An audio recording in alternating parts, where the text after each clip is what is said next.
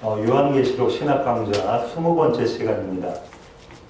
오늘 제목은 내 백성아 거기서 나와 요한계시록 18장 1절부터 8절까지 있는 부분을 살펴보도록 하겠습니다.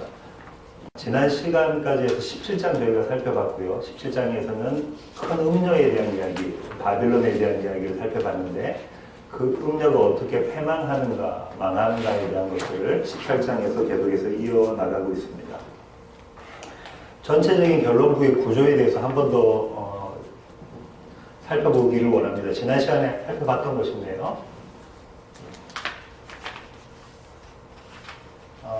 서론이 1장부터 3장까지고 본론이 4장부터 16장까지고 결론을 17장부터 22장 마지막 장까지 이렇게 결론부라고 이렇게 보고 있고요. 이건 이제 이필장 교수님하고 그의 스승이 이렇게 리차드 복강, 그의 스승이신 리차드 복강, 그러니까 요한계시록의 세계적인 배경 이렇게 구조를 살펴보고 있습니다. 이중적 결론이 19장부터 21장까지 있는데 그 중에서 바빌론의 멸망이 하나이고 또 하나는 새 예루살렘이 등장하는데 이 새 바빌론의 멸망에 대한 이야기들을 지금 하고 있는 상황에 있습니다. 이걸 조금 더 이제 간단하게 살펴보면 지난번에 말씀드린 것처럼 17, 18장은 바빌론의 멸망, 19, 20장은 전환, 그 다음에 21장, 22장은 새 예루살렘의 완성 이렇게 보시면 됩니다. 지난번에 말씀드린 것처럼 동전, 이 성경을 바라볼 때 동전의 양면으로 바로 봐야 된다고 말씀드렸는데요. 저 한쪽 면은 빛과 어둠을 빛에 속한 하나님의 백성들과 어둠에 속한 세상에 속한 자들 이렇게 나누는 그게 한 면이죠. 그렇게 볼 때 이 전환은 트랜지션이 됩니다.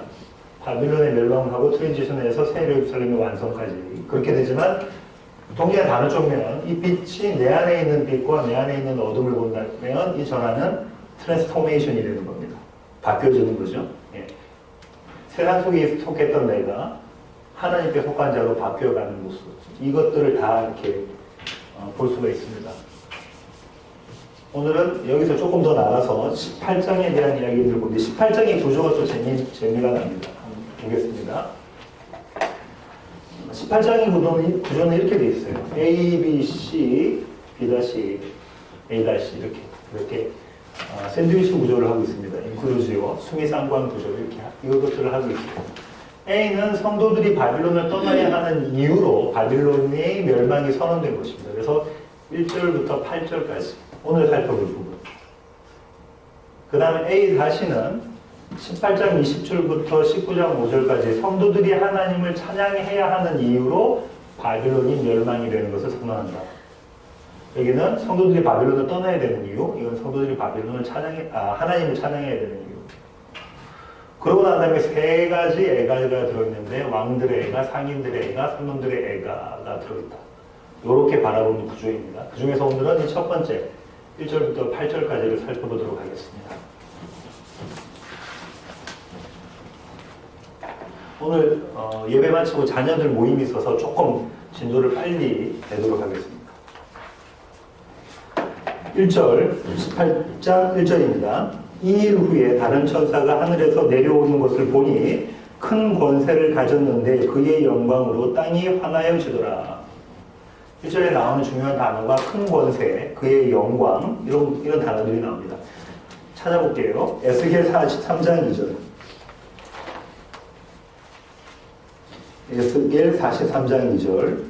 이스라엘 하나님의 영광이 동쪽에서부터 오는데 하나님의 음성이 많은 물소리 같고 땅은 그 영광으로 말미암아 빛나니. 큰 권세, 그 다음에 하나님의 그 영광 이런 것들은 다 무엇을 상징하냐면 하나님의 권능을 상징하고 심판에서 완전한 심판이 이루어질 것 이런 것들을 그리고 있습니다. 사실상 이 에스겔은 40장부터 48장까지 에스겔의 성전 환상이 나와요. 그 중에 아까 43장 2절이 속해져 있는데 이 성전 환상이라는 건 뭘까요? 무너진 성전이 재건되면서 새로운 성전의 모습으로 드러나는 모습들이 이 에스겔의 환상 속에 나옵니다. 이 그림을 사도요한은 그대로 끌고 왔어요. 그래서 계시록 21장을 보면, 앞으로 우리가 배울 21장을 보면 새 창조의 환상이 나옵니다. 이 성전, 그러니까 다시 말하면 새 성전의 환상하고 새 창조의 환상을 이렇게 매치시켜 놨습니다.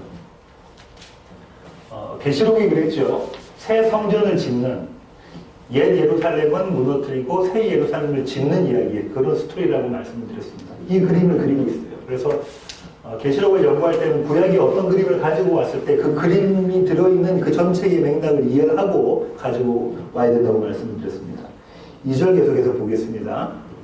힘찬 음성으로 외쳐 이르되 무너졌도다 무너졌도다 큰 성 바벨론이여 귀신의 처소와 각종 더러운 영이 모이는 곳과 각종 더럽고 가증한 새들이 모이는 곳이 되었도다.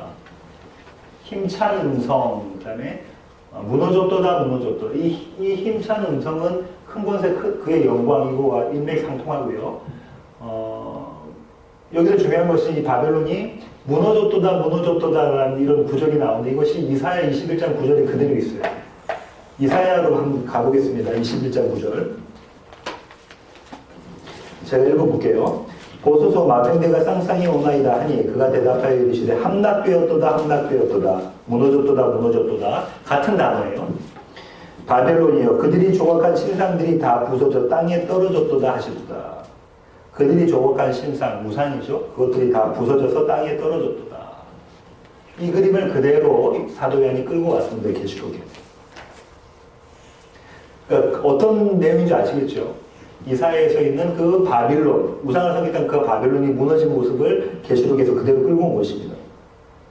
그 다음에 나와 있는 각종 더럽고 가증한 새들이 모이는 곳, 다시 이사야 13장 21절 보겠습니다. 그의 공성에는 승냥이가 부르짖을 것이요 화려하던 궁전에는 들깨가 울 것이라.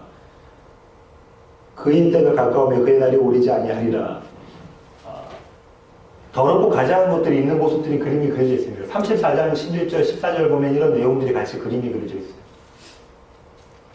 그럼 지금 어떤 그림이냐면 무너진 바벨론 성은 각종 더럽고 가증한 것들이 다 모여있는 것. 그런 그림입니다. 근데 아까 이 무너졌도다 무너졌도다 함락되었도다 함락되어졌도다 할 때 무슨 이야기였냐면 그들이 만들어진 우상이 무너진 그림이 그려져 있었어요. 그러면 그 우상이 있는 것은 하나님 보시기에 더럽고 가증스러운 곳이라는 거예요. 하나님 외에 다른 신을 섬기고 있는 그 모습은 그렇다는 것이죠. 계속 읽겠습니다. 3절입니다. 그 음행의 진노의 포도주로 말미암아 만국이 무너졌으며 또 땅의 왕들이 그와 더불어 음행하였으며 땅의 상인들도 그 사치의 세력으로 치부하였도다 하더라. 3절 앞에 우리 번역본에는 없는데 왜냐하면이라는 헬라어 단어가 들어있어요. 큰 성 바벨론이 무너졌는데 그곳은 더럽고 가증스러운 곳이었는데 왜냐하면 그 음행의 진노의 포도주로 말미암아 이렇게 문구가 이어진 것입니다. 여기서 이제 중요한 거는 음행이라는 단어가 나왔고요. 그다음에 사치라는 단어가 나왔어요. 특별히 사치는 그 사치에 대한 힘에 대한 것들이 나왔습니다. 이게 그냥 무언가 어떤 힘에 의해서 움직이는 모습이 그림이 그려져 있는 거예요. 근데 7절을 보세요. 7절을 보면 그가 얼마나 자기를 영화롭게 하였으며 그가 누구냐면 큰 성 바벨론입니다군요. 그가 얼마나 자기를 영화롭게 하였으며 사치하였는지라고 되어 있습니다. 그러면 이 음행이라는 건 뭔가요? 음행이라는 것은 다른 말로 하면 자기를 영화롭게 하는 거예요. 자기를 영화롭게 하는. 다른 말로 하면 교만이죠. 다른 말로 하면 우상숭배예요. 누가 바빌론이 그랬다는 거예요. 사치는 자기를 영원하게 하기 위해서 쾌락을 취하는 거예요. 쾌락을 추구하는 거예요. 지금 바벨론이 이런 모습이에요. 자기를 영원하게 하고 그러니까 다시 말하면 교만하고 우상숭배하고 그걸 좀 그런 것들 위해서 쾌락을 추구하고 3절 보겠습니다. 사도 요한 그의 서신서에서 이런 것들을 어떻게 이야기하고 있냐면 요한일서 2장 16절을 보면 육신의 정욕과 안목의 정욕과 이생의 자랑이다. 무엇이? 음행하고 사치하는 것이. 4절입니다. 오늘의 이거 주제가 될 것 같은데요. 또 내가 들으니 하늘로부터 다른 음성이 나서 이르되 내 백성아 거기서 나와 그의 죄에 참여하지 말고 그가 받을 재앙들을 받지 말라. 내 백성아 거기서 나와 그의 죄에 참여하지 말고 그가 받을 재앙들을 받지 말라. 예레미야 51장 45절에 그대로 있는데요. 한번 찾아보겠습니다. 예레미야 51장 45절. 나의 백성아 너희는 그 중에서 나와 각기 여호와의 진노를 피하라. 이렇게 나옵니다. 44절 보면 그 중이 어디라는 걸 알 수 있겠죠. 바벨론입니다죠. 바벨론에서 나와서 그렇게 해라. 이게 어떻게 되냐면 그 헬라어 구조로 보면 내 백성아 거기서 나와가 주절이에요. 명령문인 주절이고 그 다음에 목적절을 두 개, 키나절이라고 하는데 그걸 두 개를 가지고 있어요. 그의 죄에 참여하지 말고라는 목적절 하나 하고 그 다음에 그가 받을 재앙들을 받지 말고 거기서 나와라. 그런데 왜 나와야 하냐면 그의 죄에 참여하지 말고 그가 받을 재앙들을 받지 말라. 이런 구조로 되어져 있습니다. 하나님은 계속해서 하나님 자신의 백성들을 나오라고 하세요. 그죠? 어디로부터 나오라고 하신다고. 그 이야기가 성경 전체의 이야기입니다. 그죠? 시작되는 것이 아브라함입니다. 아브라함 보면 창세기 12장에 보면 어디서부터 나오라고 그러죠? 어디서부터? 본토, 아비 친척지대에서부터. 거기가 어디예요? 거기가 지금 이야기하는 바벨론이에요. 그죠? 거기가 바벨론, 아수를 거쳐서 이렇게 가나안으로 들어오는 여정이 아브라함의 여정이었잖아요. 거기서부터 나오라고. 롯복은 어디서부터 나오라고 합니까? 소돔과 고모라에서부터 나와라. 이스라엘 백성은 이집트로부터 나와라. 그 다음에 다시 아수르와 바벨론으로부터 또 나와라. 이 얘기들을 계속하고 있어요. 하나님은 자신의 백성을 찾고 나오라고 하세요. 나오라고 하십니다. 어디로부터? 바빌론으로부터, 아수르로부터, 이집트로부터. 다시 말하면 세상으로부터 자신을 섬겼던 자기를 영원롭게 하고 산치했던 그 세력으로부터 나와라 라고 말씀하고 계세요. 이 이야기를 신약에서도 다루고 있는데 바울이 다루고 있습니다. 고린도 후서 6장 17절 보겠습니다. 그러므로 너희는 그들 중에서 나와서 따로 있고 부정한 것을 만지지 말라. 내가 너희를 영접하여 너희에게 아버지가 되고 너희는 내게 자녀가 되리라 전도하신 주의 말씀입니다. 이 말씀이 이사야 52장 11절에 있는 말씀을 바울이 그대로 인용을 해요. 무슨 이야기를 하면서 어떤 맥락에서 바울이 인용하고 있냐면 어떻게 하나님의 성전인 너희가 세상과 함께 연합할 수 있느냐라는 이야기를 하면서 그 이야기를 하고 있습니다. 이사야 52장을 다시 한번 찾아볼게요. 52장 11절 볼게요. 너희는 떠날지어다 거기서 나오고 부정한 것을 만지지 말지어다 그 가운데서 나올지어다 여호와의 기구를 매는 자들이여 스스로 정결하게 할지어다. 나오라는 이야기를 계속하고 있습니다. 나오라. 여호와의 기구를 매는 자들이여 주님과 연합한 자들이여 하나님과 함께하는 자들이여 부정하게 하지 말고 거기서 나와라. 52장 1절을 볼게요. 시온이여 깰지어다. 시온은 예루살렘입니다. 예루살렘이여 깰지어다 내 힘을 내일지어다. 거룩한 성 예루살렘이여 내 아름다운 옷을 입을지어다. 이제부터 할례 받지 아니한 자와 부정한 자가 다시는 내게로 들어옴이 없을 것이니라. 내 아름다운 옷을 입을지어다. 여기서 아름다운 옷이 누굴까요? 예수 그리스도. 지금 뭐를 이야기하고 있냐면 이사야는 예루살렘 보고 다시 쌓는 이 예루살렘, 새 예루살렘의 교회 보고 예수 그리스도로 옷 입어라라고 얘기해요. 예수 그리스도 거기서 나와서 세상으로부터 나와서 너희가 영화롭게 되려고 했던 그 사치스러웠던 옷을 입었던 그것을 벗어버리고 세상으로부터 나와서 예수 그리스도로 옷 입어라 내 아름다운 옷을 입을지어다라고 얘기를 하고 있어요. 그러면서 52장 1절 하반부에 뭐라고 하냐면 이사야가 이제부터 할례 받지 아니한 자와 부정한 자가 다시는 내게로 들어옴이 없을 것이다. 할례가 의미하는 게 뭡니까?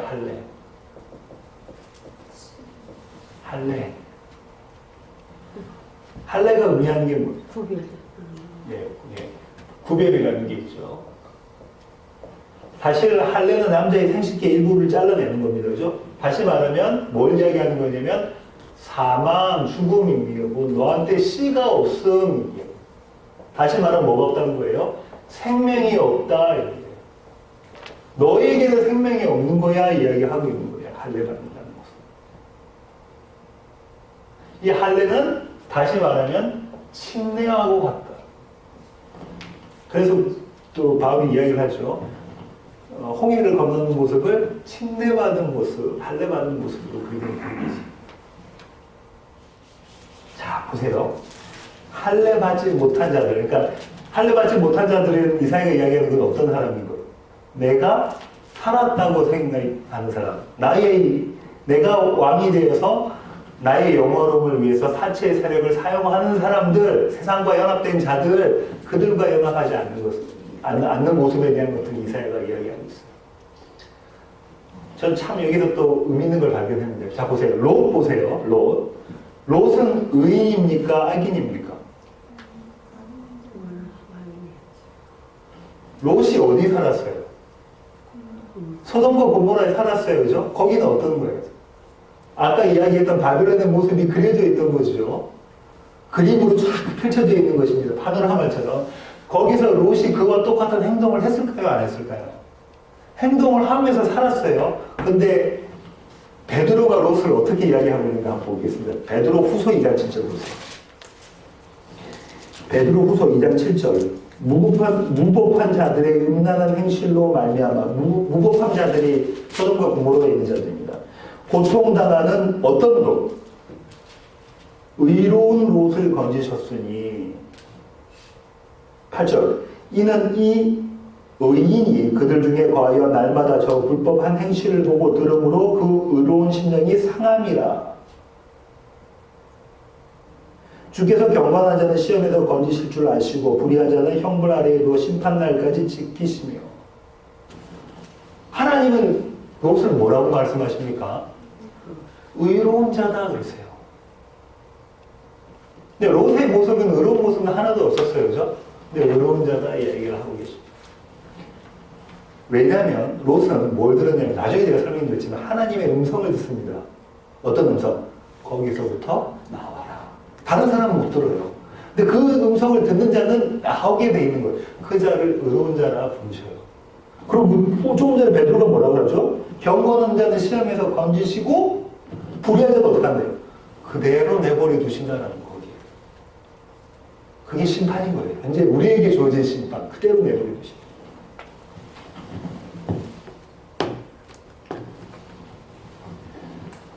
자, 이 의로운 우리들을 위해서, 죄인인 우리가 의롭게 되는 이것들 그게 구원이잖아요. 그것을 위해서 주님께서 중보를 하십니다. 요한복음 17장. 앞으로 우리가 요한복음 강의 시간에 배울 텐데요. 한번 가보겠습니다. 요한복음 17장. 11절부터 12절. 나는 세상에 더 있지 아니하오나 그들은 세상에 있사옵고 나는 아버지께로 가옵나니 거룩하신 아버지여 내게 주신 아버지의 이름으로 그들을 보전하사 우리와 같이 그들도 하나가 되게 하옵소서. 12절. 내가 그들과 함께 있을 때에 내게 주신 아버지의 이름으로 그들을 보전하고 지켰나니. 다 무슨 이야기하고 있냐면 보존하는 것. 이 세상으로부터 지키는 거기에 대한 그림을 그리고 있습니다. 그런데 그들이 어디에 있냐면 계속해서 현재로 우리는 어디 있냐면 불러냄을 받았지만 어디에 속해 있냐면 세상 속에 속해 있는 모습입니다. 그것이 광야예요. 14, 15절 같이 보겠습니다. 내가 아버지의 말씀을 그들에게 주어 싸우매 세상이 그들을 미워하여 싸우니 이는 내가 세상에 속하지 아니함 같이 그들도 세상에 속하지 아니함이라. 세상이 우리를 미워한대요. 세상은 지금 우리를 보면 안 미워하는 것 같지만 세상이 우리를 미워해야 우리가 참 그리스도인이에요. 왜 세상이 우리를 미워합니까? 세상은 뭘 요구해요? 너를 영화롭게 해. 사치의 세력으로 너를 영화롭게 해. 네가 주인 되어야 돼. 네가 최고야. 너는 마땅히 축복받아야 되는 사람이야 라고 이야기하는 그 가치가 아닌 가치. 그걸 흔드는 거잖아요. 그리스도인들은. 나는 죽고 그리스도가 살아서 그리스도가 주인입니다. 나는 나띵입니다. 라를 고백하면 세상이 우리를 미워하게 되는 거죠. 삼행이 나는 찬양에 세상이 나를 미워해도라는 이야기가 나와요. 나중에 여러분 한번 들으실 겁니다. 주님은 이 구원의 중보를 마지막 그분이 십자가에 달려 돌아가시기 전에 하신 거예요. 연합의 교리를 설명하시면서. 자, 5절. 5절도 뭘로 시작하냐면 왜냐하면 비코즈로 시작합니다. 왜냐하면 그의 죄는 하늘에 사무쳤으며 하나님은 그의 불의한 일을 기억하신지라. 그의 죄는 하늘에 사무쳤으며. 여기서 사무쳤으며라는 단어 영어로 보면 어떻게 되어 있습니까? piled up이라고 되어 있어요. 무언가를 올리는 그림이 그려져 있습니다. 그렇죠? 죄가 차곡차곡 올라가고 있는 모습이 세상의 죄. 누가 바빌론의 죄가 차곡차곡 올라가는 모습입니다. 예레미야하고 요나서를 보면 그 더 자세히 설명되어 있는데요. 예레미야라는 거 있습니다. 51장 9절. 우리가 바벨론을 치료하려 하여도 낫지 않은즉 버리고 각기 고향으로 돌아가자. 그 화가 하늘에 미쳤고 공창에 달하였음이로다. 이때 나왔던 단어가 뭐냐면 하나님 앞에 이렇게 차곡차곡 파이어되고 저 가고 있는 모습이 그림이 그려져요. 이 단어가 히브리어 단어가 헬라어 단어도 그 그림이 그려지십니까? 이 그림 언어로 지금 그리고 있는 거예요. 이사야가 그걸 사도행이 그대로 갖고 왔어요. 어떻게 죄가 하나 쌓여져서 하나님 앞에 올라오는 그 순간까지의 모습을 그림을 그리고 있습니다. 요나는 어떻게 그려가는가 볼게요. 요나서 1장 2절 보겠습니다. 요나서 1장 2절 보면 너는 일어나 저 큰 성읍 니느웨로 가서 그것을 향하여 외치라. 그 악독이 내 앞에 상달되었음이나 하시니라. 그 악독, 죄지요. 죄가 하나님 앞에, 판이라는 단어를 쓰는데 하나님 면전에 죄가 왜 이렇게 연기가 무럭무럭 올라오는 것 같은 그런 거. 그러니까 그 죄가 하나님 앞에까지 싹 이렇게 올라오는 그 모습이 그림이 그려지고 있어요. 세상이 짓고 있는 죄가 그렇다는 거고, 어느 한 시점에 하나님 앞에 그 죄가 찼을 때에 하나님께서 내리신 마지막 심판에 대한 그림을 그리고 있습니다. 6절에서부터 8절. 신학자들은 이렇게 이야기합니다. 6절에서 8절을 우주적인 법정에 비유를 해요.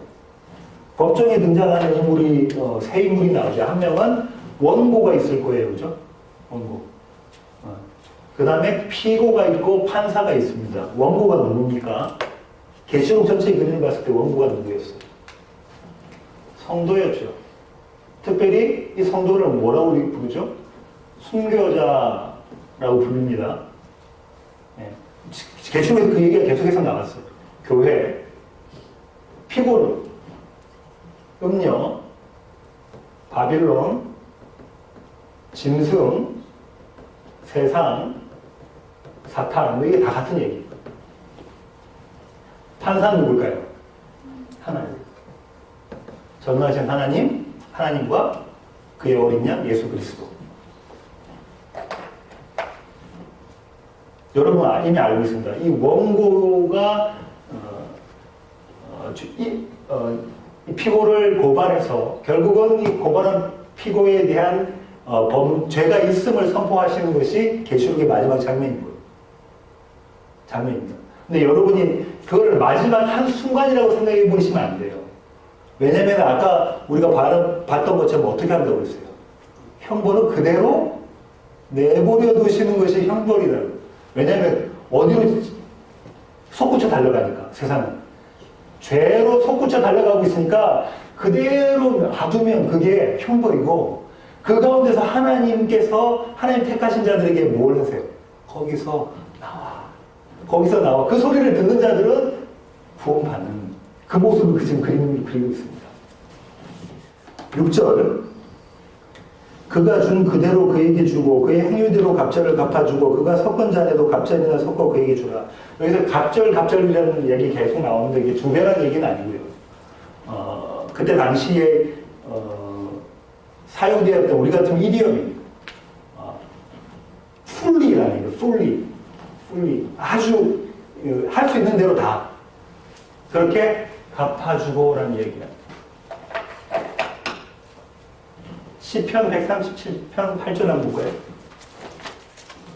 바벨론에 대한 이야기를 쭉 하고 있으면서 8절 볼게요. 멸망할 딸 바벨론아, 내가 우리에게 행한 대로 내게 갚는 자가 복이 있으리로다. 네가 한 그대로 갚아주겠다라고 지금 말씀하고 계십니다. 예레미야 50장, 51장에도 마찬가지 그 얘기를 하고 계세요. 7절 읽겠습니다. 그가 얼마나 자기를 영화롭게 하였으며, 아까 했어요. 이 영화롭게 하였으며가 음행이라고 말씀드렸습니다. 자기가 교만해서 하나님 대신에 자기를 섬기는 것. 사치하였든지 쾌락을 즐기는 겁니다. 이 쾌락은 세상에서 왕 되려고 하는 그 모습이 쾌락을 즐기는 모습이에요. 그만큼 고통과 애통함으로 갚아주라. 그가 마음에 말하기를 나는 여왕으로 앉은 자여 과부가 아니라 결탄코 애통함을 당하지 아니하리라 하니, 이것도 그림 그대로 끌고 왔어요. 이사야 47장 7절부터 4절 한번 보겠습니다. 이사야 47장 7절부터 8절까지. 47장 1절 봐요. 처녀딸 바벨론이여부터 시작합니다. 난 7절로 내려가겠습니다. 말하기를 내가 영영이 여주인이 되리라 하고, 여주인, 여기서 여왕이라고 했죠. 이 일을 내 마음에 두지도 아니하며 그들의 종말도 생각하지 아니하였도다. 8절 그러므로 사치하고 평안히 지내며 마음에 이르기를 나뿐이라 나 외에 다른 이가 없도다. 나 외에 다른 이가 없도다 하신 분은 한 분밖에 안 계세요. 여호와 하나님. 근데 그 얘기를 지금 이 바벨론이 하고 있습니다. 나는 과부로 지내지도 아니하며 자녀를 잃어버리는 일도 모르리라 하는 자여 너는 이제 들을지어다. 9절 한날에 갑자기 자녀를 잃으며 과부가 되는 이 두 가지 이 일을 하면서 쭉 이야기가 나와요. 이사야 그림을 그대로 끌고 왔죠. 요한이. 과부는 이스라엘 사람에게 그때 당시 예수님 당시에 과부는 어떤 존재냐면 가장 연약한 존재가 누구예요? 과부와 고아였어요. 과부와 고아. 근데 지금 바벨론이 나는 여왕이고 나는 과부가 되지 않을 운명이야 라고 이야기를 하고 있는 거지. 자, 요한계시록의 중심 주제가 뭐가 있냐면 주제 중에 하나가 영광은 하나님께. 어디서 나왔습니까? 천상의 예배 4장 5장에서 이 얘기가 나왔죠. 영광은 하나님께. 그렇게 예배 드리는 모습이 나왔었죠. 하나님은 영광은 하나님께 속해 있다라고 고백하는 자로 만들기 위해서 바빌론에 있던 우리를 새 예루살렘으로 새 창조해 가시는 거예요. 8절 그러므로 하루 동안에 그 재앙들이 이르리니 곧 사망과 애통함과 흉년이다. 그가 또한 불에 살라지리니 그를 하시는 주 하나님은 강하신 자이심이라. 하루 동안에. 하루라는 얘기는 아니고요. 아까 조금 전에 읽었던 이사야의 구절에 아까 나왔죠. 하루 이렇게 이야기가 나왔잖아요. 10절은 뭐라고 해놨는가 볼게요. 우리 계시록 10절을 보면 큰 성 병관성 바벨론이요 한 시간에 이렇게 되어 있다. 그죠? 그럼 아주 짧은 시간이고 그 시간이 임박해 있다라는 이야기를 지금 하고 있는 거예요. 사망과 애통함과 흉년이 너에게 있다.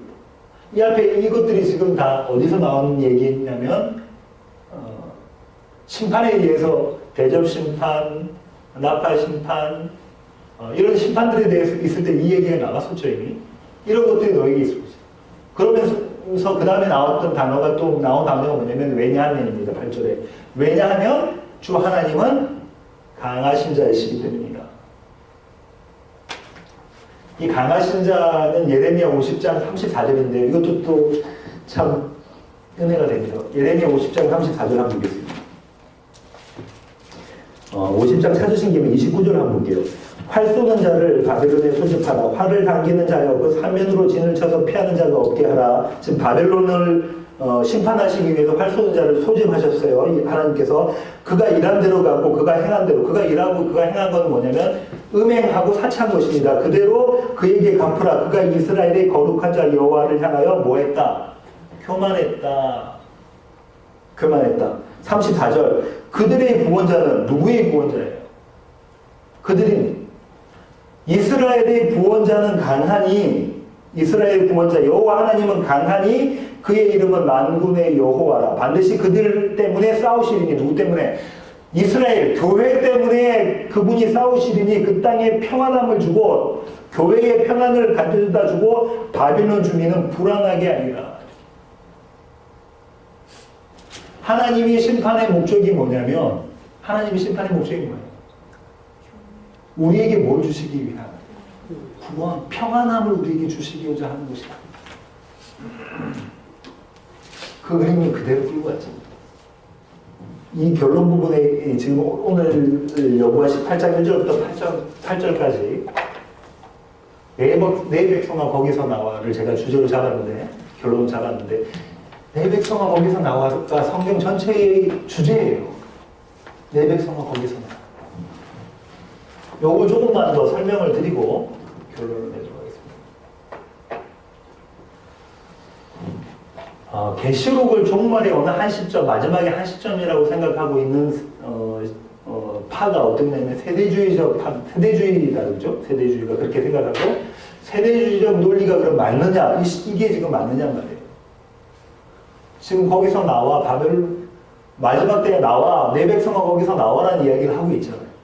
그럼 그때 나와 있는 지금 이때는 아마겟돈 전쟁이 있었던 때잖아요. 거기서 나와 하면 그럼 거기 남아 있는 사람은 누구냐? 이 세대주의 논리에 따르면 교회가 아니겠죠, 그죠? 교회는 이미 휴거되고 없으니까. 그런 얘기가 아니라 종말의 어느 한 시점을 얘기하고 있는 게 아닙니다. 제가 좀 이따 더 설명드리겠지만 계속해서 이 광야 시대에 이 광야를 걸어가는 사람들에게 하나님께서 부르시는 음성이에요. 구원의 서정에 대해서 좀 더 설명을 드리겠습니다. 조금 신학적이라서 어려울 수 있지만 여러분은 충분히 소화하리라고 생각합니다. 네덜란드 화란의 개혁주의가 이제 개혁주의 하면 장로교입니다, 그렇죠? 개혁주의. 개혁주의 신학의 대표적이었던 신학자가 바빙크라고 있어요. 미국에는 벌코프라는 사람이 있고요. 바빙크라는 분이 있는데 이분은 구원의 서정을 이렇게 설명을 하고 있습니다. 제가 좀 설명을 드릴게요.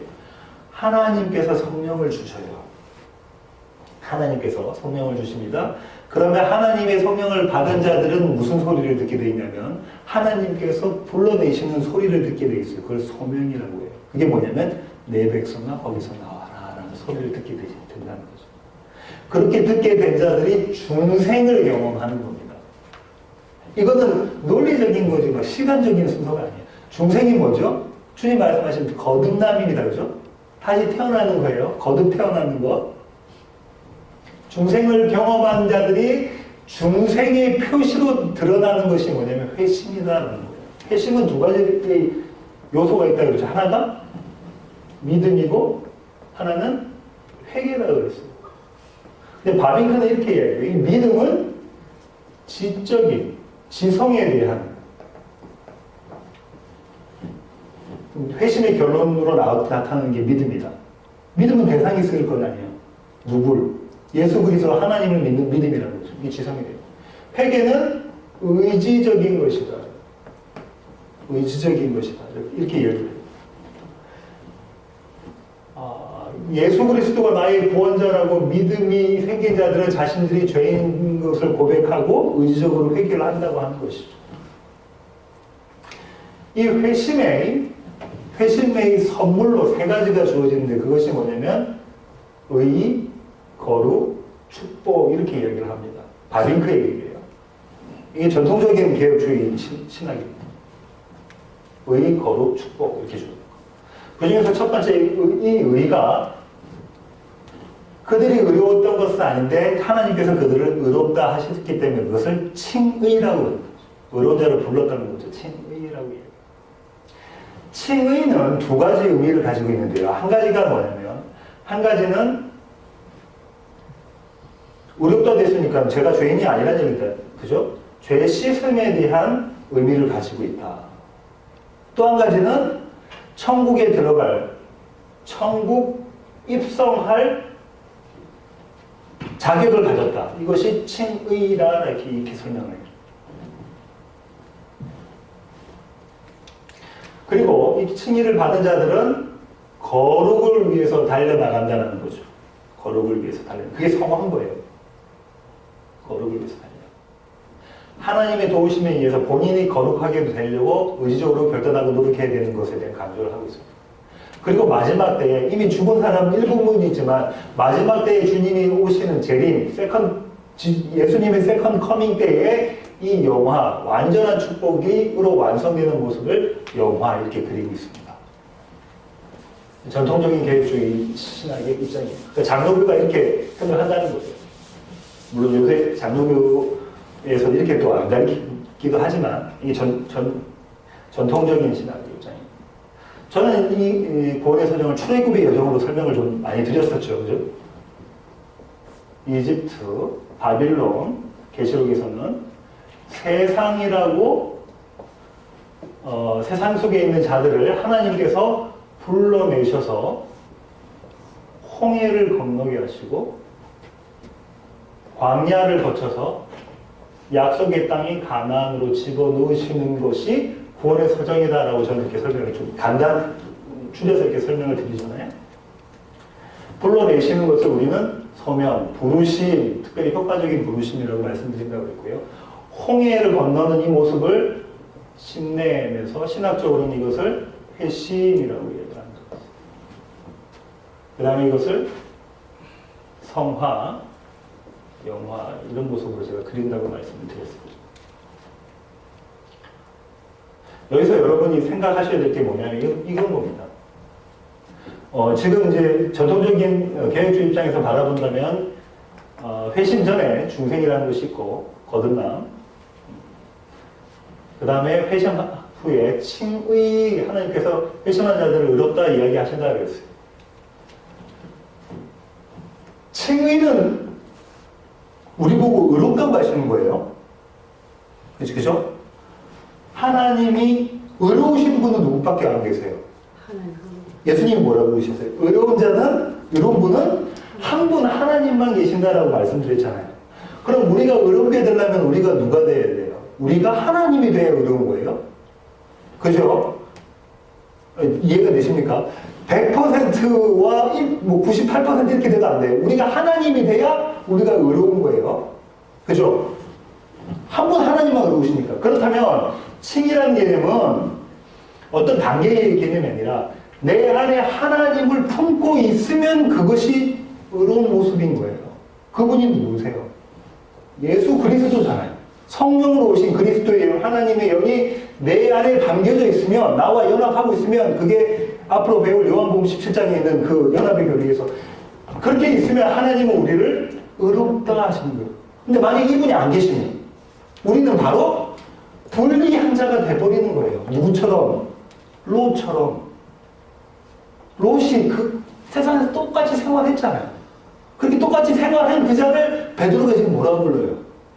의인이라고 부르죠. 왜? 하나님께서 불러내시는 그 소리를 들었기 때문에, 내 백성아 거기서 나와라는 소리를 들은 자는 그 안에 누가 계시니까? 하나님이 계시니까 칭의가 이거예요. 이런 관점에서 보지 않으면, 제가 성화는 뭐라고 그랬습니까? 날마다 내 삶이 조금 어제보다 조금 나아지고, 오늘보다 조금 나아지고, 내일이 오늘보다 더 나아지고 하는 것이 아니라, 이 세상에서 나오는 옛사람의 옷을 입고 있던 이 사람들이 새 사람으로 가는 그 과정 가운데 있는 것이 광야라고요. 성화, 이건 마땅히 있어야 되는 자리인 거예요. 이 상태를 성화라고 이야기해야지, 나의 됨됨이가 어떻게 발전되어 가는 것이 성화가 아닌 거예요. 개혁주의에서 이야기하는 거죠. 이게 성화가 아닌 거예요. 성화라고 굳이 이야기한다면, 내가 내 안에 옛사람이 있지만 내 안에 새 사람이, 하나님의 영을 품은 새 사람의 모습이 공존하고 있는 이 모습인 거예요.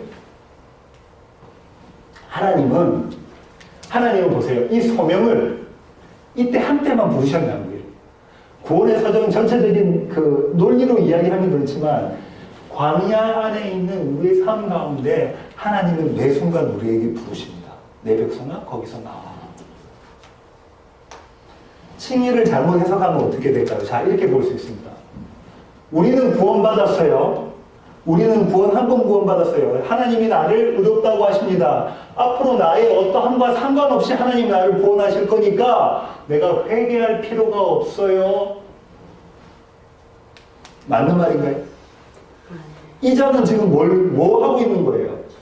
자신을 영화롭게 생각하고 있는 교만을 품고 있는 자입니다. 그죠?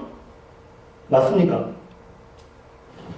우리는 이미 신이 의롭다함을 받았으니까 내 구원은 나의 어떠함이 아니라, 맞는 말처럼 보여요. 나의 어떠함이 아니라 하나님께서 이루실 거니까 내가 죄를 짓든 안 짓든 아무 상관이 없어요. 나는 당신과는 특별한 구별이 있는 사람이에요. 당신들과. 그렇게 했던 사람들이 누구예요? 예수님 당시에 바리새인들의 모습이에요. 이스라엘 사람들의 모습이에요. 선민의식을 가지고 있던. 이 모습이 아닌 거예요. 또 다른 극단으로 가볼게요. 이 극단으로 가면 안 돼요. 친이가. 또 다른 극단으로 가볼게요. 하나님이 나를 구원하셨다고 하지만 지금 내 모습을 보니까 개판이라서 내가 나중에 죽어봐야 하나님이 나를 구원하시는 줄 알겠습니다 라고 이야기하는 자들도 있을 거 아닙니까? 뭘 못 믿는 겁니까? 그리스도께서 영단번에 이루신 그 구원의 일이 나와 지금 내가 그 예수 그리스도와 연합함으로 이미 끝난 일이는 완성의 모습으로 내 삶 가운데 침투에 들어와서 나를 끌고 간다는 것을 믿지 못하는 거예요. 그죠? 그것도 안 돼요. 그것도 안 돼요. 저는 감히 이단이라고 해요. 이것도 이단. 그러면 어떤 자들이 되냐? 이 가운데 있는 자들은 하나님이 내가 아니야. 나의 업담으로 구원하신 것은 아니지만 매일이 내 삶 가운데 내가 십자가에 달려 죽어서 그 자리에서 죽어야 마땅하는 자라고 고백하는 그 자. 하지만 이런 나를 너무도 사랑하셔서 창세전에 택하셔서 내가 태어나기도 내가 아직 주님과 원수 되었을 때에 죄인 되었을 때에 나를 위해서 십자가의 모습으로 이 땅에 오셔서 성령 하나님을 통해서 나의 삶 가운데 어느 다음날 이 완전히 내 삶 가운데 침투해 들어오셔서 나도 하여금 주님만이 나의 구원자입니다 고백하게 만드는 그 모습을 갖고 있는 그거. 날마다의 삶 가운데 뭐가 있어야 돼요? 회심이 있어야 돼요. 날마다의 삶 가운데 회심이 있어야 된다는 거예요. 회심이 뭡니까? 믿음, 예수 그리스도에 대한 믿음과 회개는 누가 할 수 있어요? 내가 죄인입니다라고 고백하는 자가 회개를 할 수 있는 거잖아요. 바울이 뭐라고 합니까? 바울이 내가 죄인 중에 괴수다라고 얘기해요.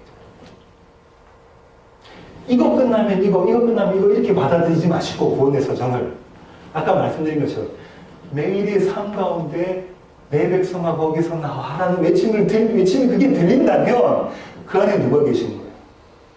성령님이 계신 거예요. 뭐라고 이야기하죠? 요한이 뭐라고 이야기합니까? 그리스도를 주로 시인하기 위해서는 반드시 누가 있어야 돼, 내 안에. 그리스도의 영이 계셔야, 하나님이 계셔야 그 일을 할 수 있다라고 이야기하면 이미 나의 구원은 완성된 모습으로 지금 나에게 있다라는 것을 경험하면서 그게 뭡니까? already예요.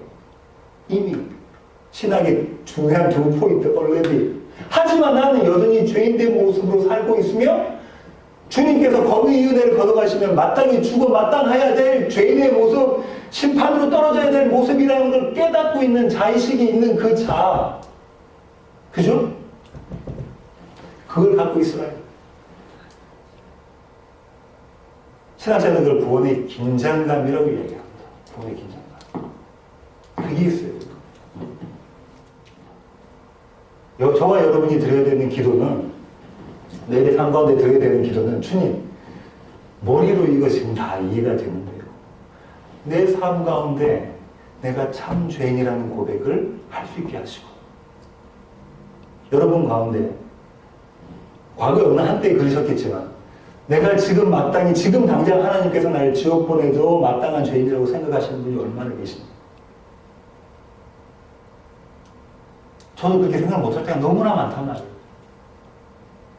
내가 마땅히 주님이 내 안에 안 계시면, 주님이 안 계시면 난 의로자 바로 그 즉시 불의한 자가 되는 거예요. 그죠? 그리스도 영이 안 계시면. 그러면 마땅히 죽어 마땅한 자의 자리에 있는 자입니다를 고백하는, 바울처럼 내가 주인적인 계승을 고백하는 그 마음이 우리 전인적으로 이해되게 하시고 경험되게 하시고 하나님께서 이루실 이 구원이 정말로 완성된 것으로 내가 믿어지고 그것이 소망되게끔 그런 기도가 저와 여러분에게 평생 일어나야 될 기도입니다. 설명을 다 잘 드렸는지 모르겠어요. 키포인트는 주님께서 매일의 삶 가운데 내 백성을 거기서 나와라는 소리를 하십니다, 여러분. 왜? 그 안에 주님 계시니까. 그 안에 하나님이 계시니까. 뭐라고 이야기하죠? 주님께서 뭐라고 이야기하셨냐면 우리 보고 다 신이라고 그래요. 기억나십니까? 네. 주님이 뭐라 하셨어요? 내가 하나님의 아들이라고 하니까 바리새인들이 뭐라고 이야기합니까? 네가 감히 하나님의 아들이라고 이야기하느냐? 그러니까 주님 뭐라 하세요? 하나님의 말씀을 받은 자들, 하나님의 약속을 받은 자들이 신인 줄 모르느냐? 하나님인 줄 모르느냐? 그 하나님은 그게 뭐냐면 내가 하나님을 바뀌는 게 아니라 그 하나님이 지금 내 안에 함께 계셔서 나와 연합하고 계신다라는 거. 그 하나님의 풍성함을 경험하시는 오늘의 예배가 되기를 원하고 여러분의 2015년이 되기를 원합니다. 오늘 여기까지 하겠습니다. 기도하시겠습니다.